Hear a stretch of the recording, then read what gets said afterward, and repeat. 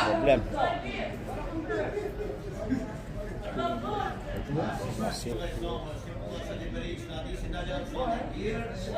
Por Kruja është rifutur në lojë dhe dëmtimi ka qenë. Fituat ndeshjen e radhës përballë një ekipi suedez, por s'para një koment për lojën, për pjesën e parë dhe pjesën e dytë të ndara. Pasi siç e pam në pjesën e parë, trajneri Plori aktivizoi disa lojtarë të tjerë sa duket për të parë dhe gjendjen e tyre dhe ndërkohë la emra të formacionit bazë që u detyrua të fusë pjesën e dytë. Kjo pasi vjen mes disa javëve kena pas ngarkesa, moja, në ndeshje dhe me dhënë mundësi gjithë lojtarëve që me marrë minuta. Na shërbeu për vazhdimsinë, sepse këtë fundjavë nuk kemi kampionat dhe jemi pushim dhe e shfrytzuar me një ndeshje miqësore me ekip suedez si ishte kjo e fundit.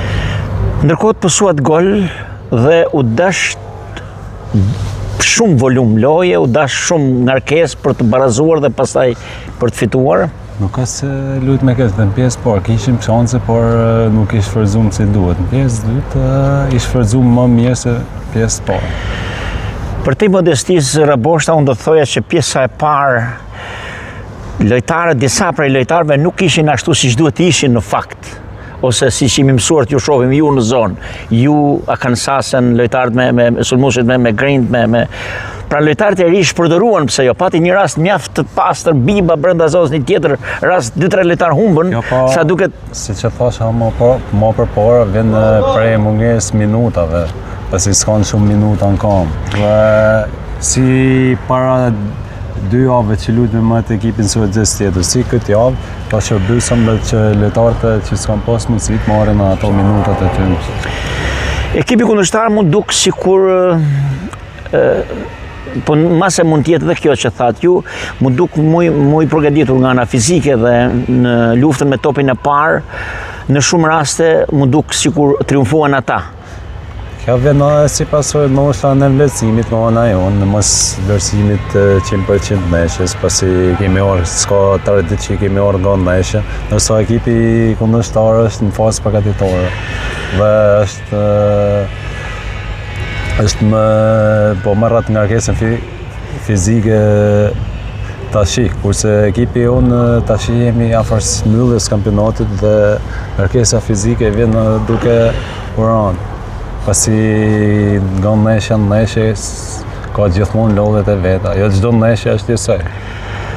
A mund të themi që skuadra Beslidhes e ka hedhur tashmë hapin drejt kategorisë parë? Skuadra Beslidhes në jallim hapin drejt kategorisë parë në momentin që mbyllet matematikisht kampionati.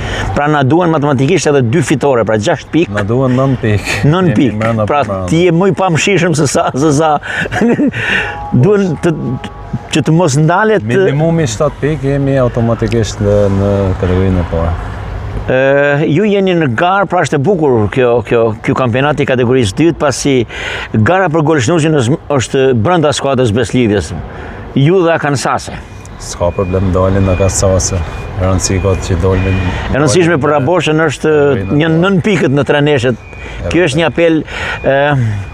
A mos si është gjendja emocionale e ekipit dhe ka filluar besimi Që besoj që është. Po çysh fillim, çysh se kemi filluar kampionatin, janë normal është në rritje nga meshe dhe mezi që presim që ti mbyllim me sukses të janë meshe që na kanë mirë. Atëherë duke i uruar suksese edhe një mesazh tuaj për tifozërinë për këto 3 ndeshje që u kanë mbështetur edhe në Lezhë por dhe jashtë. Në ndeshje të transferit për tifozërinë e zjarrt lezhane që në këto ditë shkruaj fjalë kallëzues kundrinor tha çdo bisede është ekipi i Beslidhjes, pra jeni kthyer në personazhe të qytetarisë lezhane. I falenderojmë për mbështetjen dhe ashtu siç nuk i kemi zhgënjur, ashtu nuk do t'i zhgënjejmë deri në fund. I falenderojmë edhe herë për mbështetjen dhe shpresojmë në fund gjithë së bashku të ngajmë kupën. Ju uroj suksese dhe mbarësi. Faleminderit.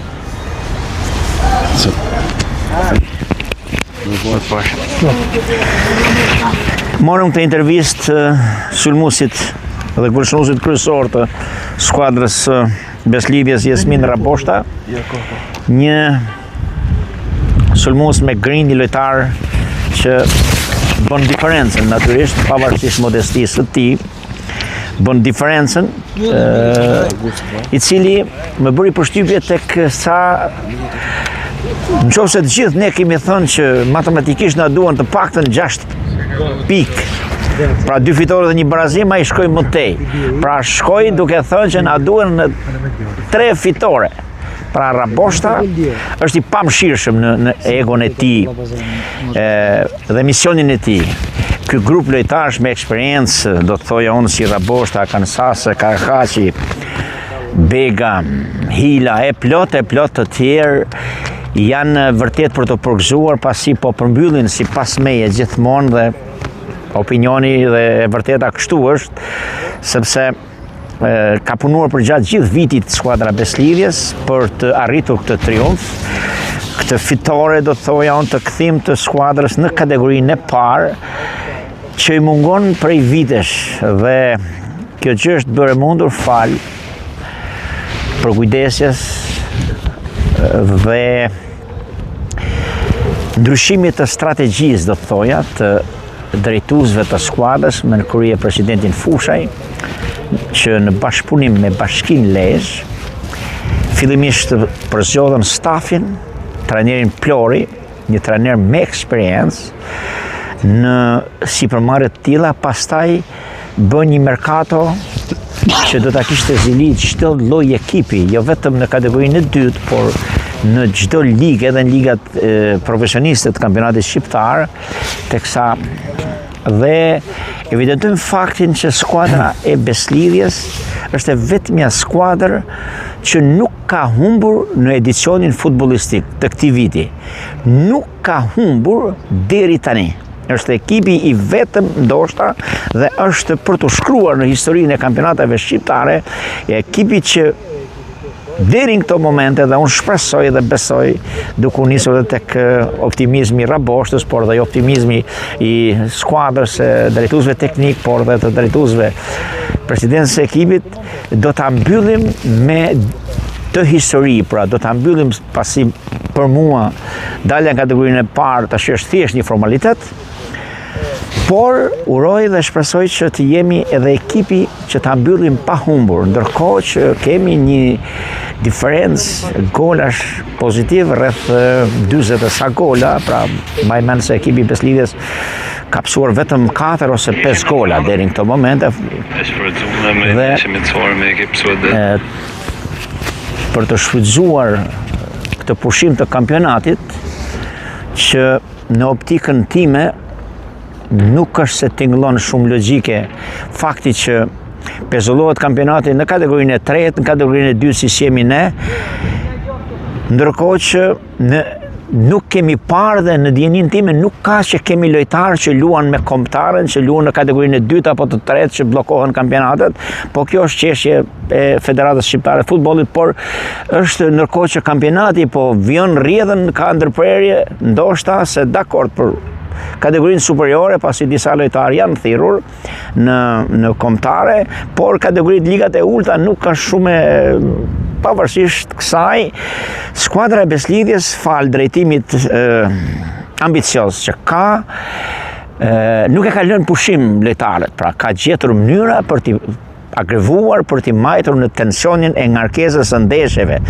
Dhe në harkun e më pak se një jave, pra janë 2 skuadra suedeze që zhvillojnë ndeshje miqësore, me të cilat ne kemi dalë fitues, me ndeshjen e parë 3-0 dhe sot 2-1, ndërkohë që në transmetimet që kemi bërë deri tani është ndoshta rasti i parë që Beslidhja pëson gol nga ekipet kundërshtare aq më tepër në Lezhë, dhe këtë shqetësim mbase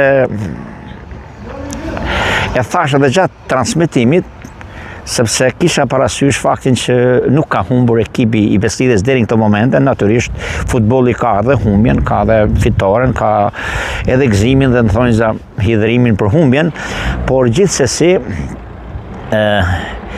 për pak ndeshje që kanë mbetur, pra ne kemi në dispozicion 3 ndeshje, prej të cilave Raboshta tha na duhen 9 pikë. Ndërkohë që ekipi më i afërt joni jemi në diferencë me 3 dhe 4 pikë nga 2 ekipe që na ndjekin, dhe së bashku me zotin Agustin Cinmarini jemi përpjekur që të bëjmë transmetime të drejtë për drejta të ndeshjeve të skuadrës së Beslidhjes, për të krijuar mundësinë e tifozërisë së zjarrt për te kufinjve të Lezhës dhe të Shqipërisë, sidomos emigrantët, dhe na vjen mirë kur na vijnë përshëndetje dhe vlerësohemi për këtë punë, të paktën nga ana e tifozërisë lezhane dhe do thojon meraklive të futbollit. Pasi futbolli është një sport i bukur, ka tifozët vet, por ka dhe të pasionurit e vet, siç jemi për te modestisë Agustin Cinmarini dhe unë njëkohësisht që i bashkohem këtij vullneti të pakrahasueshëm të mikut tim të hershëm Agustin Cinmarini. Vullneti i cili duhet parë edhe institucionalisht. E kam thënë dhe rithem që është ndoshta personi i vetëm që ka arritur të skalisë në memorien e lezhjanëve profilin e një individi mediatik. Pra, Agustin Cinmarini është ai person që medien e ka pjesë të frymarrjes së tij jetësore. Nga stadiumi Beslidhja i qytetit Lezhës japim fund këtij transmetimi të drejtë për drejtë, dhe deri në transmetimin e ardhshëm nga unë Martin Dedaj së bashku me zotni Agustin Cinmarinin ju urojmë një ditë të këndshme dhe ditë sa më të lumtur në vazhdim, dhe urojmë që ëndra jon po vjen drejt realitetit, pra të shohim skuadrën e Beslidhjes në kategorinë e parë dhe pastaj për të menduar pse jo edhe më tej. Pasi shembulli në Lezhë ka, ne kemi një ekip brillant, do thoya, të basketbollit që ka shbërë kryefjala e basketbollit në Shqipëri. Pra është ekip me grind kampioni, ekip që ka fituar kampionatin, ekip që ka fituar Kupën e Republikës, pra ekip që i ka dhënë emër edhe në fushën e basketbollit Lezhës dhe Beslidhjes. Deri në transmetimin e ardhshëm, miru dëgjofshim.